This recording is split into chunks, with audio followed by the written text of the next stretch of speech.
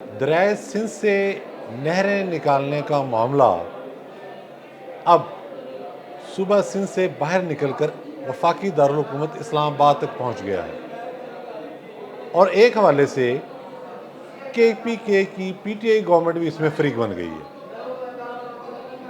सबसे पहले तो हमें ये देखना है कि ये जो एहतजाज जारी है इसकी नौयत क्या है। आज सेनेट में जो एहतजाज हुआ वो पीपल्स पार्टी के अरकान सेनेट ने किया। उसमें ज़ाहिर नारे बुलंद किए गए, मुतालबा दोहराया गया कि इस हवाले से वफाकी हुकूमत अपना फैसला वापस ले। ये तो ज़ाहिर है काबिल कबूल एहतजाज है और एक जो उनका बयानिया बन रहा है इस हवाले से उसको उन्होंने प्रमोट किया है। लेकिन जो सिचुएशन ख़राब हो रही है वो इस तरह से हो रही है कि सूबह सिंध में दर्जन से ज़ायद मकामात पर मुकम्मल धरना है, रास्ते बंद कर दिए गए हैं। रास्ते बंद होने से क्या हुआ, अंडरस्टूड है कि मवासलात का निज़ाम दरम बरम हो गया, ज़राए आमदोरफ्त मुअत्तल हो गए। हमने 2-3 दिन तक पहले जो रिपोर्टें पढ़ी उसमें यह था कि जी वो जिन लोगों ने बलूचिस्तान जाना था वो फंस गए, जिन्होंने बाई रोड पंजाब आना था वो फंस गए, ये मामला चलता रहा। फिर हमने देखा कि जो माल जा रहा था गाड़ियों के अंदर, मिसाल के तौर पर कराची में बहुत बड़ी मवेशी मंडी लगती है, बड़ी ईद की आमद है, तो कुर्बानी के जानवर लेके बहुत सारे ट्रक जा रहे हैं, ट्रॉलर जा रहे हैं, सामान और भी जा रहा है हर तरह। अब उनको वहाँ रास्ते में रोक लिया गया। जगह जगह धरने हैं और धरनों का स्टाइल ऐसा है कि रास्ते को मुकम्मल तौर पर बंद कर दिया जाए। अब आप तसव्वुर करें कि मैं सिर्फ एक मिसाल दे रहा हूँ, कुर्बानी के जानवरों से भरा एक ट्रक जो है वो जा रहा है, उनके पास चारा कितना होगा, उनके पास पानी कितना होगा।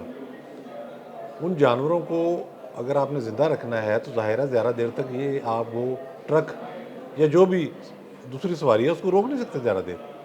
वो अपना रोना रो रहे थे।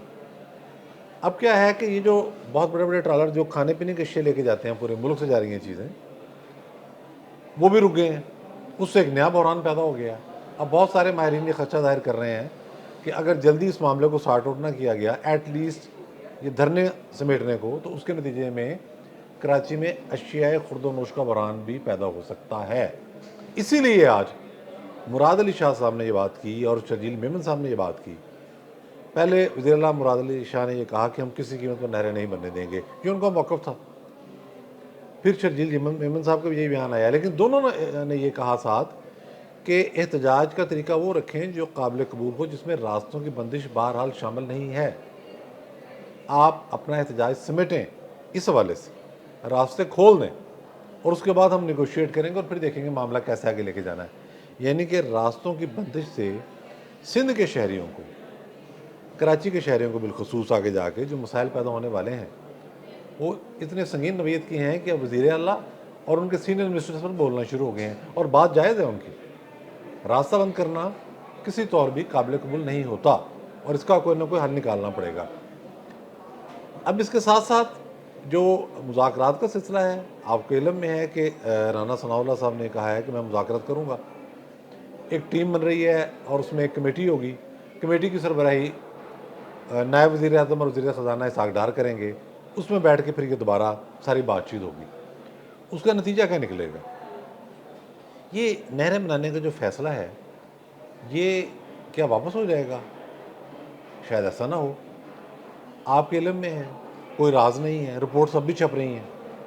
अभी ज़्यादा वक्त नहीं गुजरा जब बहुत बड़ा सैलाब आया था और फिर वो जो जितना सिंध का इलाका था, निचला हिस्सा पूरे का पूरा डूब गया। उससे इतनी बड़ी तबाही हुई, यूएनओ को मदद के लिए आना पड़ा, आलमी बरादरी मदद के लिए आई। अब जो खबरें आ रही हैं वो क्या हैं? ग्लोबल वार्मिंग के बायस ग्लेशियर पिघलेंगे। ग्लेशियर पिघलने का मंतकी नतीजा क्या है? पानी ज़्यादा आएगा। ये अंडरस्टूड है, इसमें कोई रॉकेट साइंस नहीं है। जब पानी ज़्यादा आएगा तो उसका नतीजा क्या निकलेगा? दरिया से बाहर निकलेगा और सैलाब की सूरत पैदा होगी। एक दफ़ा फिर सैलाब का ख़तरा भी मौजूद है। इससे पहले भी जब ये बात हुई तो यही होती थी कि दरिया सिंध का पानी जो कच्चे के एरिए में बाहर निकल जाता है, उस ज़मीन पर वडेरों ने कब्ज़ा कर रखा था। वहाँ डाकुओं की पनाह गाहें बन गई थी। ज़मीन अलहदा से ख़राब हो रही थी, पानी अलहदा से ज़ाया हो रहा था। और पानी वहाँ पर इस हद तक वाफर रहा कि पन्नू आकल के बारे में बताते हैं कि वहाँ सिर्फ 4 फुट अगर आप खुदाई करें तो पानी निकल आता है। अब लेवल देखें ना आप, ये जो ज़रूरत है नहरों की इस साइड पर, वो किस लिए है? आबपाशी के लिए भी है, और उसमें आपका जो ज़ायद पानी है जिस सैलाब की सूरत जब आती है उससे बचा भी जाना है। अब इसमें एक नया फ्रीक आ गया, केपी के गवर्नमेंट। सिंध हुकूमत ने कहा जी वो 91 में तो हमारा ये प्लान बना था और ये तो तयशुदा प्लान है। चश्मा बैंक राइट कैनाल जो है वो उसका जो मामला है उसको ना शामिल करें इन 6 नहरों में। हमारा मामला अपना है वफाक के साथ, सिंध जो है वो बाकी मामला अपने तौर पर तय करे। ये 6 नहरों का मुझे अगर मामला है तो वो बाकी 5 आप देख लें, एक तो हमारी है जो बननी है, उसमें तो हमने आगे जाना है। अब उन्होंने वो भी फ्रीक बन गए इसमें। अब वफाकी हुकूमत के पास कितने ऑप्शन हैं? ऑप्शन इसलिए ज़्यादा हैं कि वो और मजबूत हो गई है। जैसे आज एक रिपोर्ट सामने आई है कि पाकिस्तान के मुक़्तदर ख़ुसूसन आर्मी चीफ शहबाज शरीफ साहब के बहुत बड़े मदाह हैं, वो उनके काम को बहुत ज़्यादा अप्रिशिएट कर रहे हैं। उस रिपोर्ट में ये बताया गया है कि मुख्तलिफ मौक़े पर आर्मी चीफ ने मुख्तलिफ महाफिल के अंदर शुरा के सामने ये कहा है कि शहबाज शरीफ की कारकर्दगी बहुत शानदार है। इसका मतलब क्या है कि इस्टेब्लिशमेंट वफाकी हुकूमत के साथ खड़ी हुई है मुकम्मल तौर पर।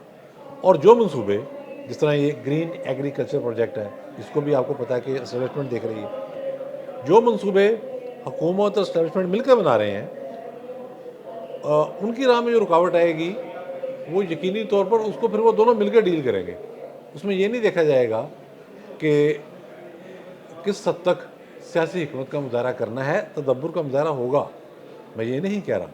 लेकिन अगर कोई समझे कि इसको लपेट दिया जाएगा तो ये बाद में फिर एक दफ़ा कहूँगा कि आप ये गलत सोच रहे हैं। तो जो बात इस वक्त मुराद अली शाह ने की है, बेहतरीन बात की है कि एहतजाज करें, रास्ते आप जो है वो बंद करना छोड़ दें। एक ये पॉइंट आ गया, एक केपी के गवर्नमेंट का पॉइंट आ गया, उसमें फ्रीक बन गई, मामला बढ़ गया, आज सेनेट में हंगामा हो गया। चौथी और आखिरी बात कि जिससे आपने डील करना है पोलिटिकली, शहबाज शरीफ, उनके पीछे पूरी इस्टेब्लिशमेंट अब खड़ी हुई है, वो हर इम्तिहान में पास हो चुके हैं।